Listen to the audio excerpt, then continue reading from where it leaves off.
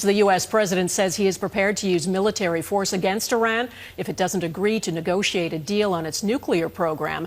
And as Jackson Prosco explains, he's backing up that threat with military hardware. Jackson.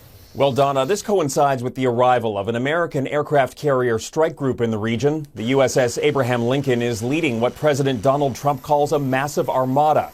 And similar to what we saw in Venezuela, it's being used as a pressure tactic against the regime in Tehran. On social media Wednesday morning, the president issued a blunt warning, saying the strike group is, quote, ready, willing, and able to rapidly fulfill its mission with speed and violence if necessary. He went on to say, hopefully Iran will quickly come to the table and negotiate a fair and equitable deal. No nuclear weapons. It's a stark warning. Trump seems intent on some kind of military action, especially if Iran refuses to negotiate. It's also notable that Trump is no longer using the deaths of thousands of Iranian protesters as his justification.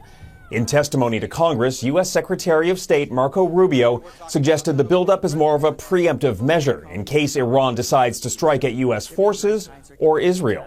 So I think it's wise and prudent to have a force posture within the region that could respond and potentially, not necessarily what's going to happen, but if necessary, preemptively prevent the attack against thousands of American servicemen and other facilities in the region and our allies. Not only is Trump interested in limiting Iran's ability to restart its nuclear program, which was hit by previous U.S. strikes, he also wants to claw back on Iran's long-range missiles and seems to be seeking the ouster of Iran's supreme leader. When asked what would happen if the Iranian regime is toppled, the Secretary of State acknowledged the U.S. simply doesn't know. Donna? All right, Jackson Prosco in Washington. Thank you.